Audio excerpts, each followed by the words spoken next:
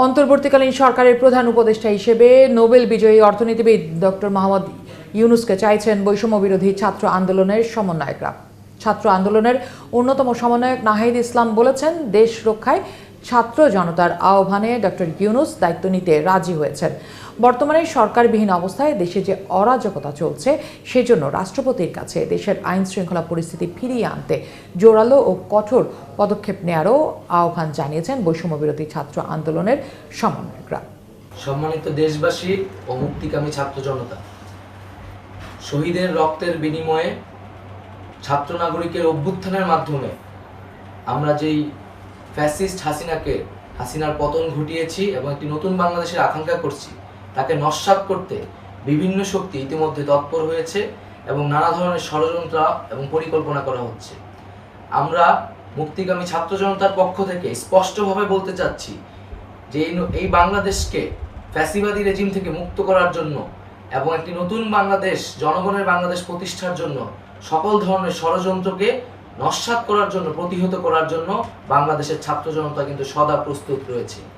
আমরা দেখতে পাচ্ছি নানান জায়গায় লুটপাট, সহিংসতা এবং সাম্প্রদায়িক হামলার মতো ন্যাক্কারজনক ঘটনা ঘটছে। আমরা এর তীব্র নিন্দা জানাচ্ছি এবং আমরা মুক্তিকামী ছাত্র জনতার প্রতি আহ্বান জানাচ্ছি যে এই ধরনের ঘটনাকে প্রতিহত করার জন্য আমাদেরকে প্রস্তুত থাকতে হবে, আমাদেরকে দায়িত্ব নিতে হবে। কেউ যাতে এই আন্দোলনকে নস্যাৎ করার জন্য এই ধরনের ঘটনা ঘটানোর সুযোগ না পায়, সেদিকে আমাদের সদা সতর্ক থাকতে হবে।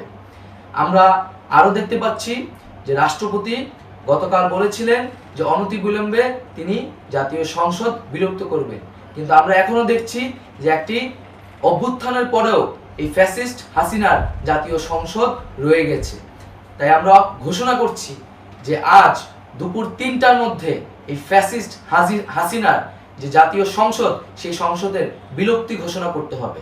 যদি আজ বিকাল ৩টার মধ্যে এই জাতীয় সংসদের বিলুপ্তির ঘোষণা না আসে, তবে আমরা কঠোর কর্মসূচি দিতে বাধ্য থাকব।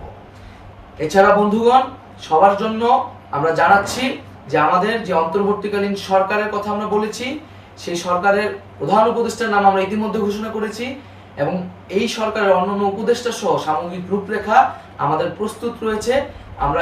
আমরা খুব শীঘ্রই সেই রূপরেখাটি জাতির সামনে উপস্থাপন করব। আমরা বাংলাদেশে স্থিতিশীলতা চাচ্ছি, সমাজে ন্যায় বিচার চাচ্ছি, সেজন্য কার্যকর পদক্ষেপ নিতে হবে এবং তার প্রথম পদক্ষেপটি হতে হবে এই জাতীয় সংসদ ভেঙে দেওয়া। এবং সবার প্রতি আহ্বান থাকবে, আপনারা শান্তিপূর্ণভাবে অবস্থান রাখুন, শান্তিপূর্ণভাবে এবং অহিংসভাবে এবং সকল পরিকল্পনাকে, ষড়যন্ত্রকে নস্যাৎ করার জন্য সদা সতর্ক থাকুন।